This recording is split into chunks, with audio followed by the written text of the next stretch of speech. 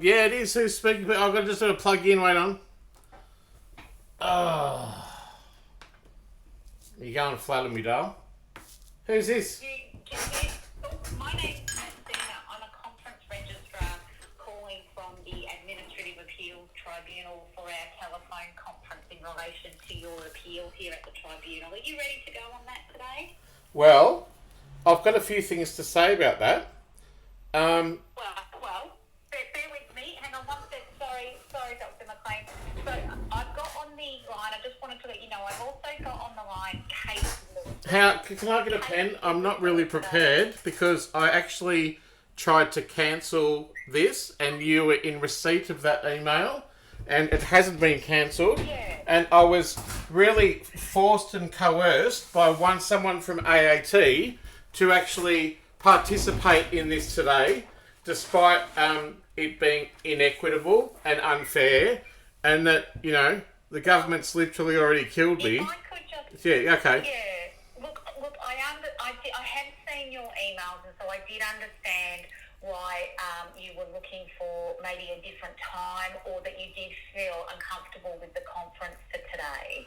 But if I could just explain sort of what we need to do at the conference, it's just a chat, okay? Yeah. It's really just a chat, an opportunity for an informal conversation with you, with me from the tribunal, and with Kate, who's the representative. Who's Kate? Of Comcare. Kate, what's her name? Kate is...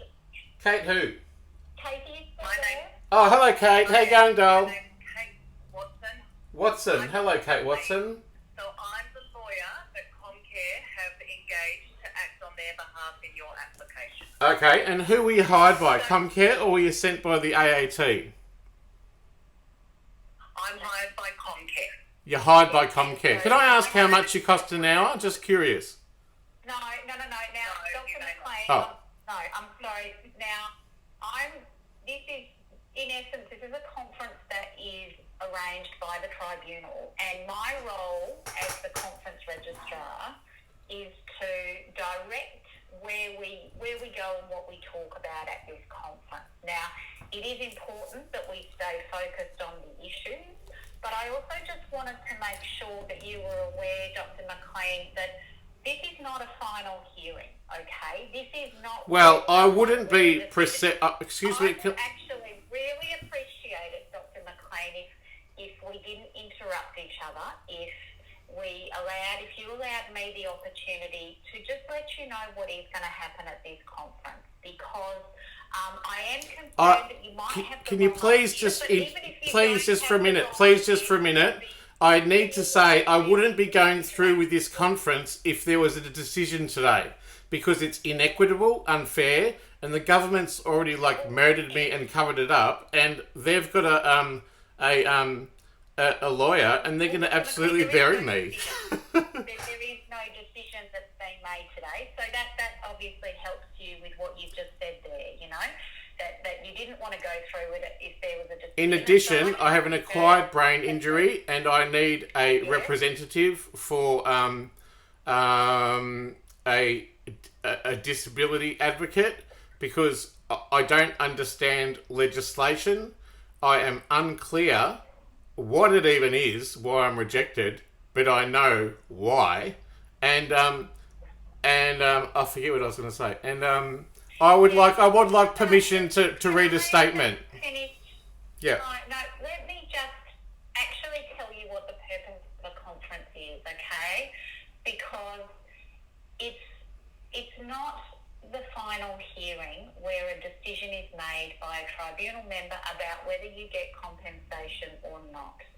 Today is just an opportunity to understand as you said, you've got some concerns on that front. It's an opportunity... Well, it's illegal to discriminate me in an inequitable way. So Dr. McLean, if this is going to be how you participate in this conference... Okay, I'll give you a chance, but I needed to say it. I'm going to be able to continue, and I will need to refer it elsewhere. So I would really like to give you an opportunity to understand what the tribunal can and can't do, which is what we can talk about today. I'll be silent then until I speak. And to assist you, it's not about being silent, it's just about having having the appropriate opportunity for everyone to say their piece, okay?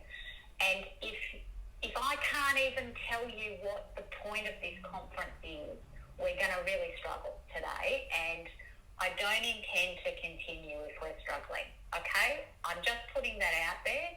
If we do have continued interruptions and an inability for people to get their appropriate points across, then we will be stopping this conference, and the matter will be referred on to a tribunal member for another event, which is why I want to describe what this is all about.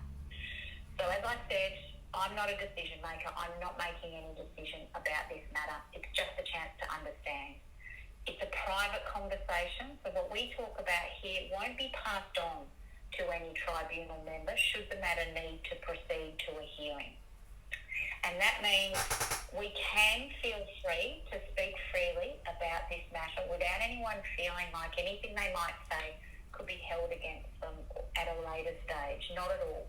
No one is giving evidence today, which is why reading out a statement, if it's a lengthy statement, doesn't really help us too much today, because nothing that anyone says here today is evidence. That happens at a hearing, which is what happens if we have to go further with this matter. So today is an opportunity to understand, look, what is the decision under review, and what are we going to do about it? What do we need to do here at the tribunal? Is there information that we need to gather? Is there anything that we can do to try to resolve the dispute? And if so, well and good. But if not, then how do we prepare for a hearing? How do we make sure that both you and Comcare are ready to go for a hearing? Now, I understand, Dr. Mclean, that what you say about wanting an advocate or needing some assistance through this process, and I absolutely understand that request. I want to make it very clear that the tribunal doesn't appoint people to represent other people. So it's not something that I can give you or help you get. But what I can do, and I don't know if this has happened for you already, but following today's conference, I can certainly provide you with a list of advocates or some information about how you might go about speaking with a lawyer.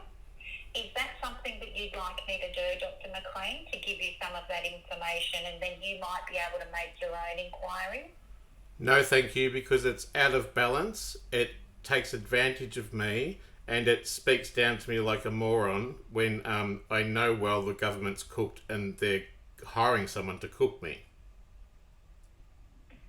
Okay, well, if you don't want me to send out those details, it's absolutely fine. I don't know if you have anyone else, a support worker or a friend or someone who you might want to participate in this process with you. And that's obviously, you can bring anyone to this process if you like. That's absolutely open to you as well. It's a bit late now because I did try and cancel it during the week, but I was kind of pushed to take this conference, even though I cancelled it a couple of days ago and I wasn't expecting the call. However, I just want to say that what was the question? You were saying I forget what I was going to say. Sorry, keep going. That's okay. When you remember, we can come back to that. That's yep. Fine. So I think we were just talking about whether there's anyone who might assist you, and that's something you can look to in the future. But so let me I appreciate that you didn't want to go ahead with today's conference, but I think if you can grant me the indulgence and just have a quick chat now, because my concern is that if we don't have this discussion now, it will be probably like 2 to 3 months before we can get another discussion scheduled. And if nothing is going to happen in the meantime, then, I don't want this matter sort of, hanging over your head and weighing on you, Dr. Mclean, if there is a way that we can move forward. So you're encouraging a conciliation? No, I'm not at this point. What I'm encouraging is just a discussion about how we can best move forward. So one thing that I was wanting to talk to you about was providing you that list of advocacy services. Okay, well, send them through. Yeah, send them That. through. So that's fine. If you can send them through, please. That'd be grateful. I'll be grateful for that. Thank you. Yeah, look, there's no harm. You don't have to do anything with that information if you choose not to, but it's there if you need. So okay, thank you very much. If that's okay. Thanks, Dr. McLean. So what I then wanted to just really turn to, because you have said in your correspondence and today that you didn't really understand the basis for the decision, and I was hopeful that maybe we could discuss today to try to help you understand the decision if that was something that you would find helpful. And so my understanding of what the tribunal has, and I should be very clear, the tribunal can only do certain things. The tribunal isn't, it's not a complaints process. It doesn't have wide powers to do all sorts of things that people might ask it to look at. All it can do in your instance here is look at whether Comcare should be paying you compensation for a work-related injury.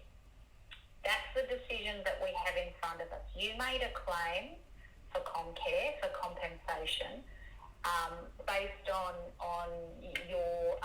your job. I think you say that you have a work-related injury, and you've made a claim to Comcare. Comcare rejected that claim. They said, no, we don't pay you compensation, and they've done that on the basis that you weren't the right kind of employee. And so if I just wanted to have the opportunity to maybe help or assist you to maybe better understand that. You're saying that like it's an absolute decision that's already made. Well, no, this tribunal hasn't made its final decision. I was simply referring. But you're talking down to me so I can understand it. But anyway, yeah, keep going. So, simply referring to the decision that we have here before us, because that's the only thing that the tribunal can actually look at. It's not the only thing that I can do, though. Have you considered the information contained at killim.info? I'll be honest, I have not, as my workplace website won't allow me to visit that. Oh, well, you should have informed me that you couldn't access the data that I wanted to present and then offer me a way to present it, because that's really unfair. Well, let me just sort of go back and say, as I said, I'm not a decision maker, so I'm not making a decision one way or another about your matter. So if that provides you any comfort in terms of my behaviour in today's conference, is that I'm not making a decision about whether you get compensation or not. Now, you're right, you have a range of things that you might be able to do to address any concerns with the NDIS or with Comcare or with other issues that you might have with the Commonwealth Government. But I did want to make sure that I was really clear about just what the tribunal could do. Can I please interject? So the tribunal can only... Let me just finish this thought and then I will come to you, Dr. McLean. The tribunal can only look at that decision of Comcare and determine whether you do get compensation or not from Comcare. Okay? That's the only thing they can look at. And obviously there are rules in the law that look at whether you would be entitled to that compensation or not. What did you want to say, Dr. McLean? I wanted to say that you're saying that AAT is going to make a decision, but not today, and that, there are laws, blah, blah, blah. We're at this conference. Now, I want to interject a little bit about the areas of responsibility under the Attorney General. It's and framed by my experience, which actually overrides the space in which the Administrative Appeal Tribunal works. and I'll explain why. There's administrative law. I've been really rejected that. Alternative dispute resolution, which is what this is, I guess. Bankruptcy. I've just had a conversation with AFSA, and they refused to offer me whistleblower status, even though I know about heinous government crime linked to murder and tax fraud. Constitutional law, courts and tribunals. Well, I've failed in retrospect, not one, but two VOCAT cases and two what's your thing? AFSA, something I can't remember. The Australian Human Rights Commission free handball kicked a over $2 million conciliation to the opposition without a legislative framework in that they were able to do that.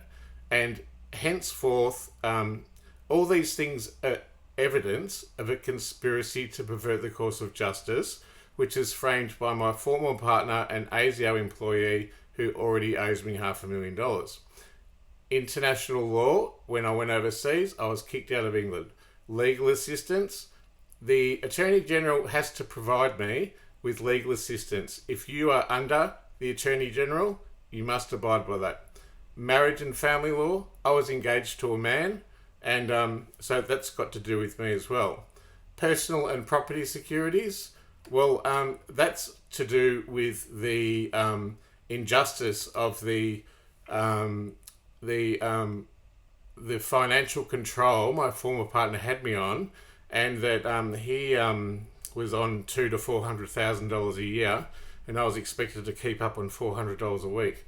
And the Royal Commissions, now I've made submissions to the Royal Commissions that detail crime, malpractice, all those things, and they welcome my information, to milk me of my experience, but they won't report crime. That's the same as the police, the federal police. It goes to IBAC, it goes to the Victorian Inspectorate, and it goes to the Federal Ombudsman and ASIC and APRA. I'm a failed whistleblower. I know about murders. I know about a whole lot of stuff. There is something going on federally in politics that overarches the AAT. And there's another one here, fraud and anti-corruption policy. I have evidence right here on my computer of $1.3 million in tax fraud and a cover-up by ASIO with an employee. Freedom of information, the OAIC have refused flat out to indulge me information that I may get to try and unpack why I've been systemically persecuted so much. Legal services to the Commonwealth. I think Kate Watson is a representative of that person. So it seems like I'm fighting a very inequitable thing here, that Kate's been appointed by probably someone under the auspice of the AAT, but I'm expected to get information on how to talk to a lawyer well after I've actually talked to the lawyer. There's management of government records, which I know has been cooked from the start because I'm actually, you probably know, a very public person. I've written books, I've spoken in Parliament, from Dubbo to Montreal to Warrnambool, on all the TV and radio stations and that kind of stuff. So I'm actually a not famous, but I mean I'm well known. And now, because I've advocated for myself in a medical malpractice case in which Greg Hunt covered up the evidence and knew about it, and including many others, including other MPs and stuff, it's a loggerheads. So in terms of that, there's privacy. I rang Greg Hunt yesterday and he knew exactly who I was. Areas of responsibilities, Minister for Industrial Relations. There's the work, health, safety, rehabilitation and compensation. So what you're doing at the AAT is centred around that, but overseeing that and framed by the other issues I have is under the Governor General. or it would have to be under the Prime Minister.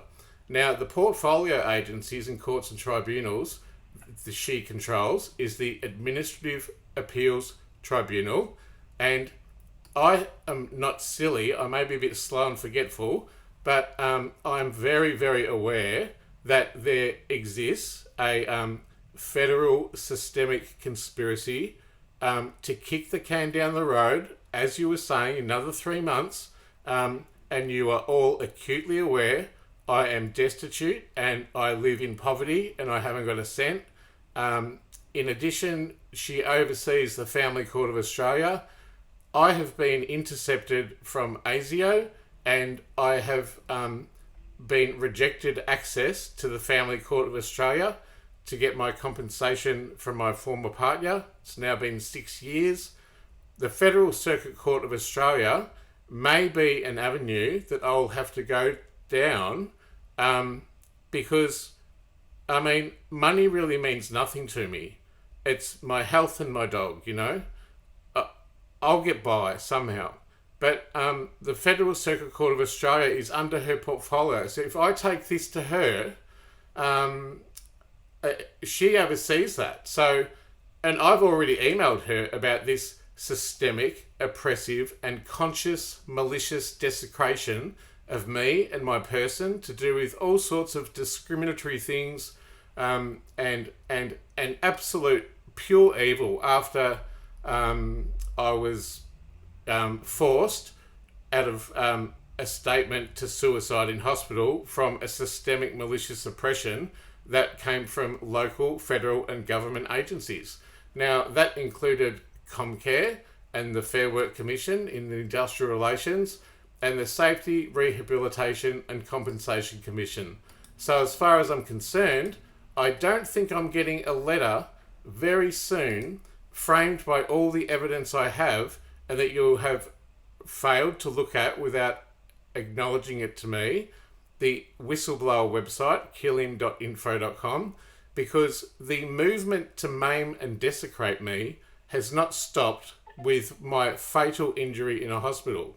It has kept going, and further to that, I probably, who would know because I've never been assessed, have, but I know, a critical disability with memory, and in addition to that, apparently I have a mental illness, but I mean, who would really know? Because I haven't got medication, I haven't seen a psychiatrist or a psychologist in nearly 11 months since I was kicked out of the hospital as a vagrant, homeless, squatting, no food, no car, and now no job, having been incarcerated illegally by my family who believed the hype that I was an extortionist for this GP, and they are already inherently prejudiced, as much of society is, to people who are gay, people who have admitted to drug use, like, you know, just about 90% of the Australian population,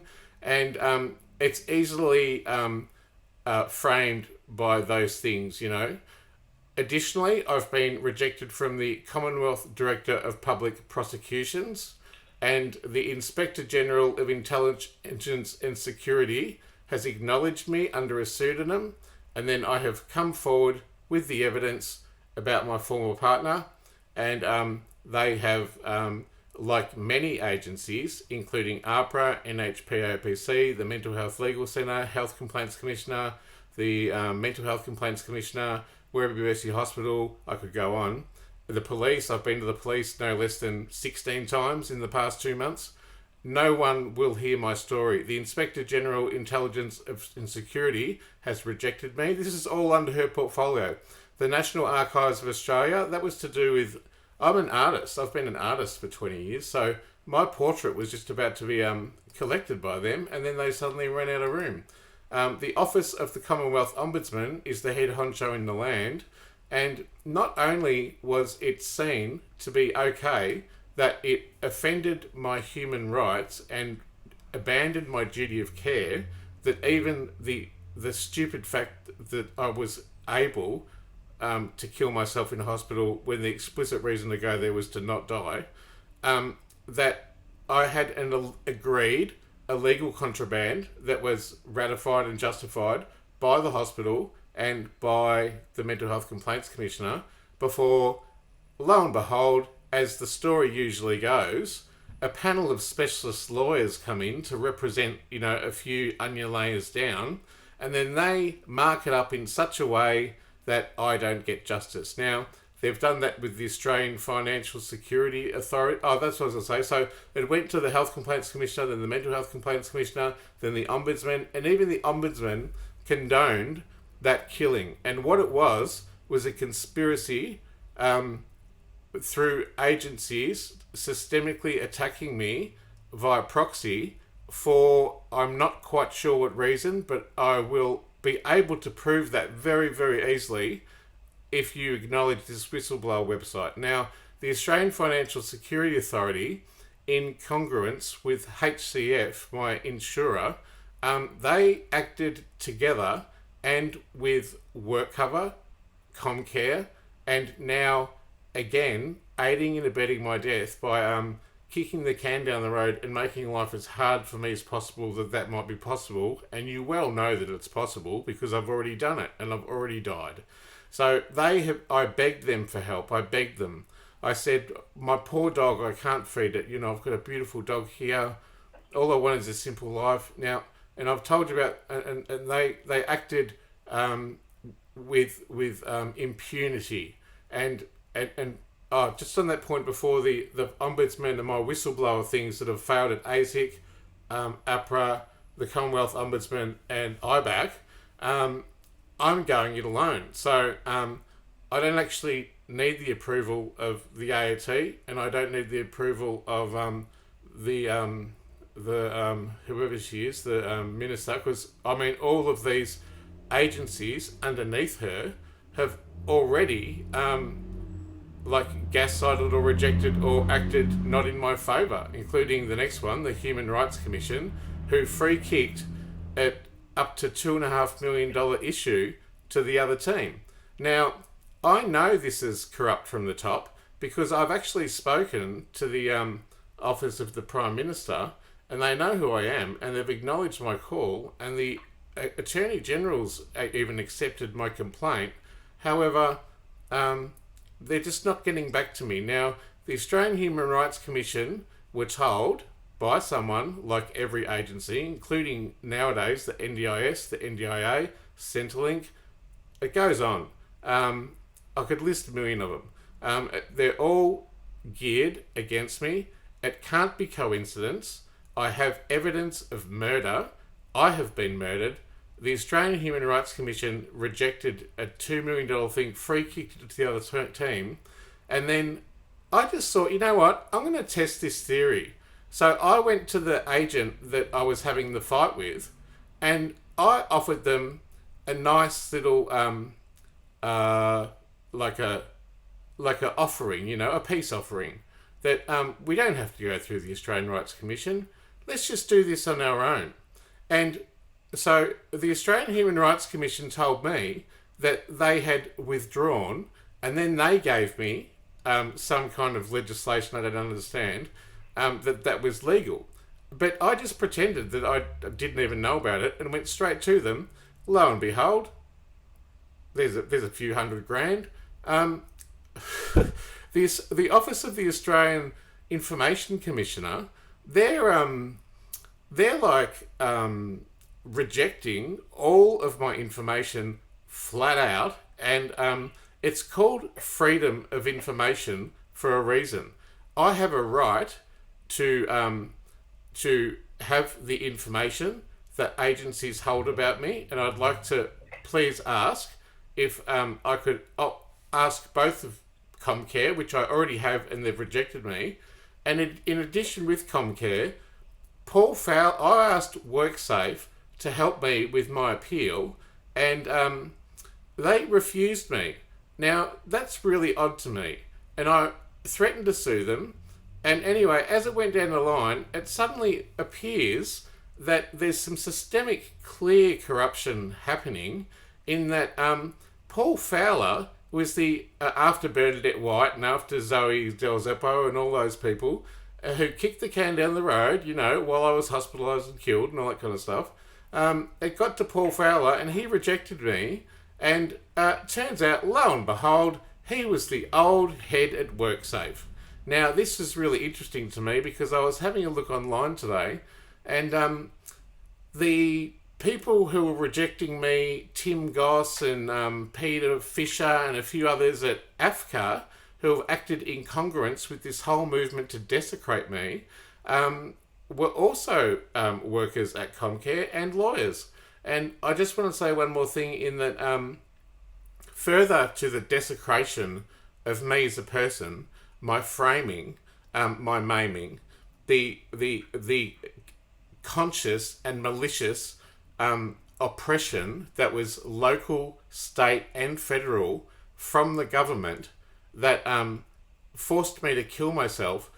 But that wasn't enough. See, then I got out of hospital and lo and behold, none of them act, and I'm destitute, right?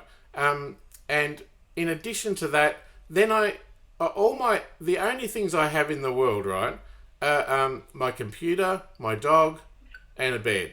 And further to this, they absolutely knew that all my evidence that I'd collected over the years to oppose this systemic abuse and oppression that is victimisation, which is illegal. But however, the Victorian Human Rights and Legal Opportunity Commission will not hear one single thing that I've got to say to them. So I went to the Ombudsman, and the Ombudsman said, oh, well, I heard that totally fine. I'll just finish up now. So they wrecked my internet, my website. My website is my identity and my business address. That's the mechanism by which I make money. They destroyed my intellectual property. They destroyed my business. They destroyed everything. It's quite funny, actually. Anyway, so the duty of care of the government towards me in an overarching systemic way has been not only libel and slander, which is illegal, but vilification, such as my desecration in the media and between agencies, of which I can't get the information. It's been a victimisation of me and discrimination, and my life lives in deficit. It does not meet my basic human rights and is indeed a criminal, systemic, very conscious and hugely malicious conspiracy that is systemic. It singles me out and it's designed to lengthen the amount of time of my distress in order to aid and abet my death before justice. However, I got some funds and the AAT is under the auspice of this Attorney General, Michaela Cash, I think, and I know that my complaint has been directed to the police, to the federal police, to you guys. You won't look at the evidence. You have forced me to this thing today.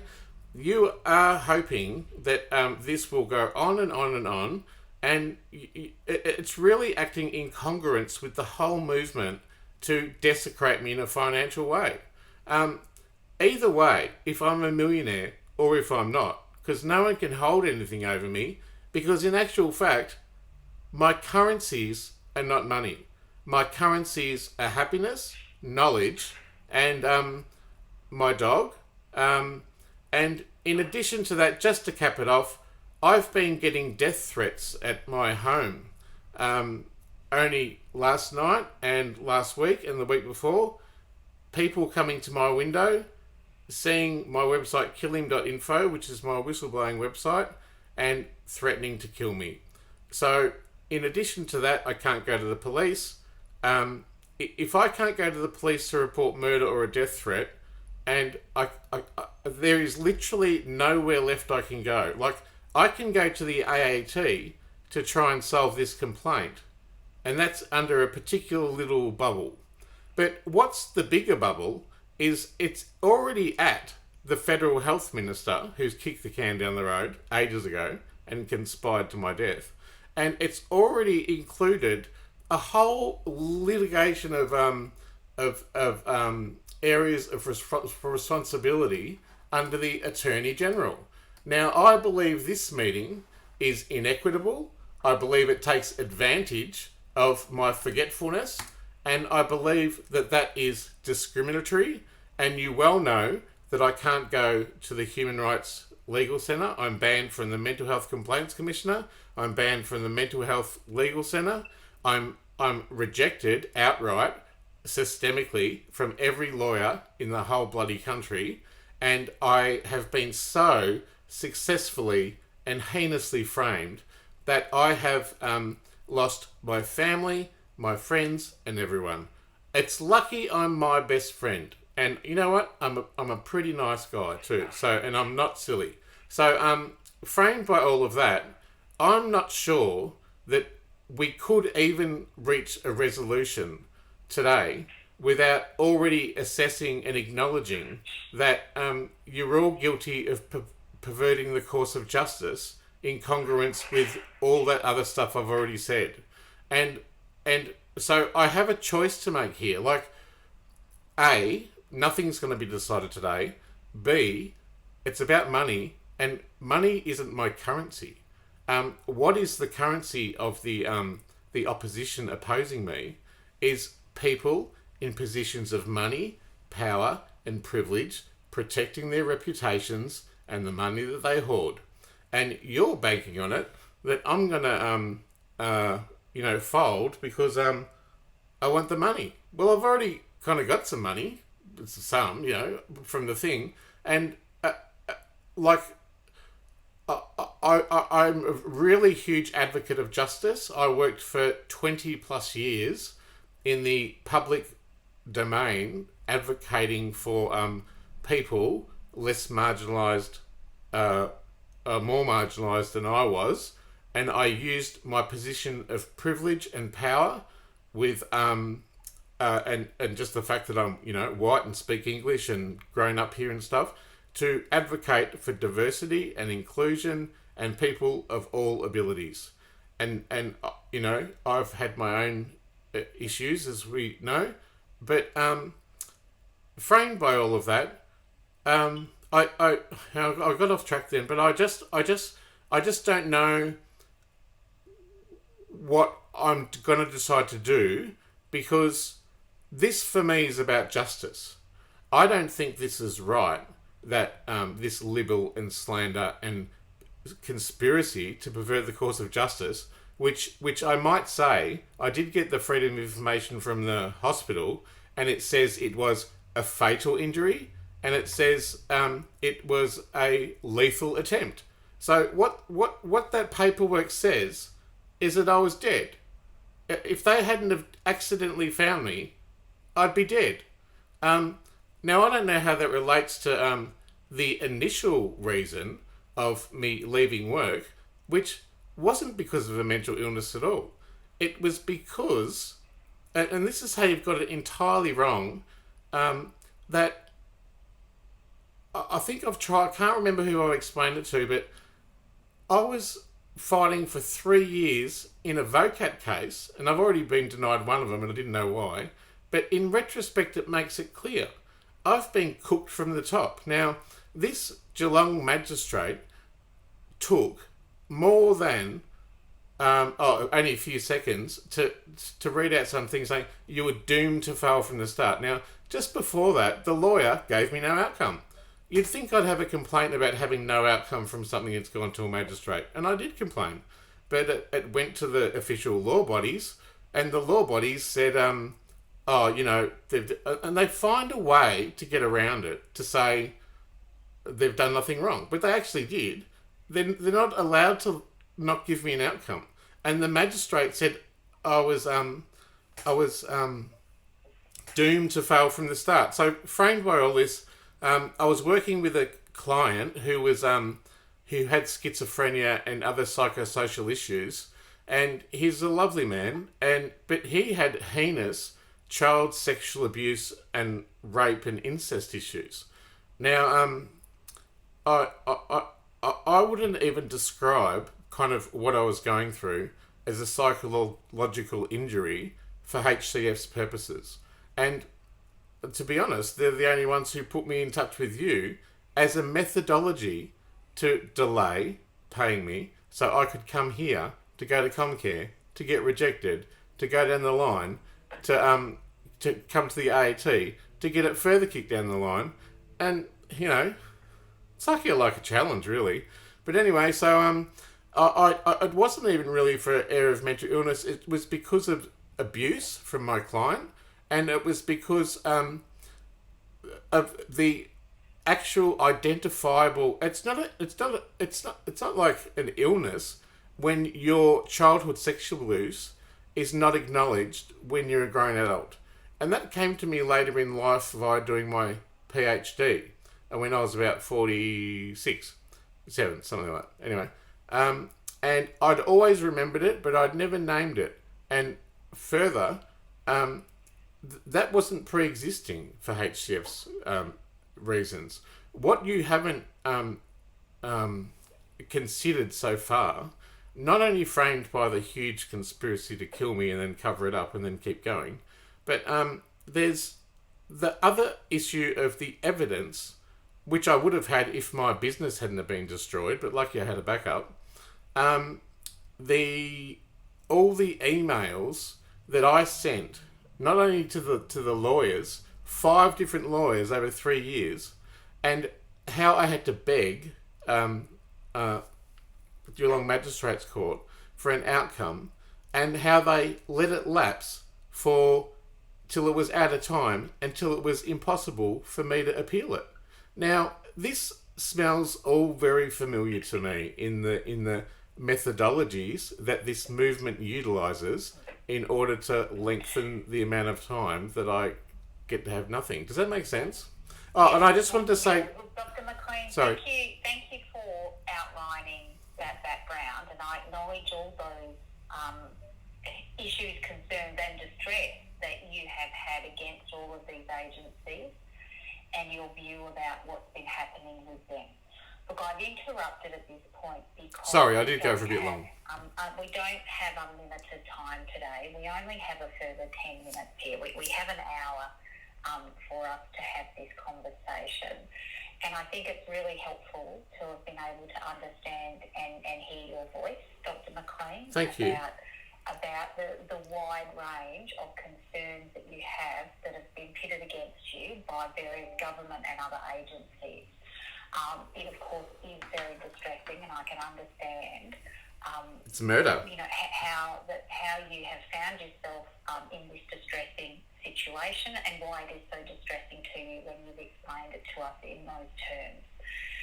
I unfortunately, I think you've probably preempted this in what you have talked about today, and you've used the words kicking the can down the road, and I appreciate why you've used sort of that language.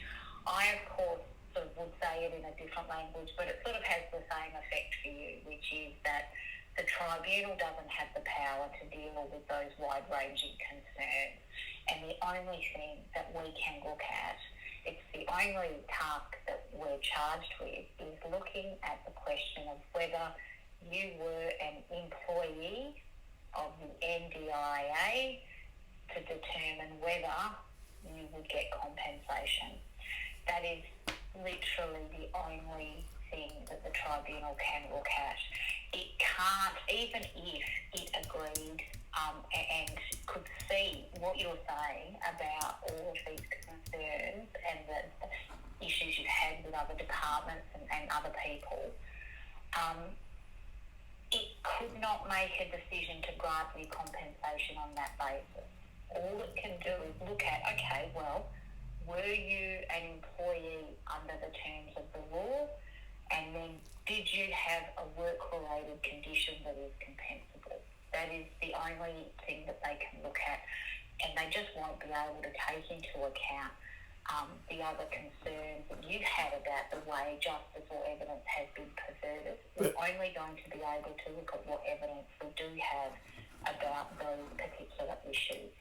So what I do want to focus on, just bear with me for a sec. So if I let you now talk again about all of that stuff, I'm concerned that we're not going to then have any time remaining to talk about what we do next here.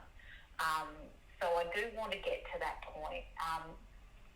Look, I realise, Kate, you haven't said much, or you haven't said anything really on behalf Sorry, of Kate. Comcare. I think I've described that sort of the nature of the task that the tribunal has here.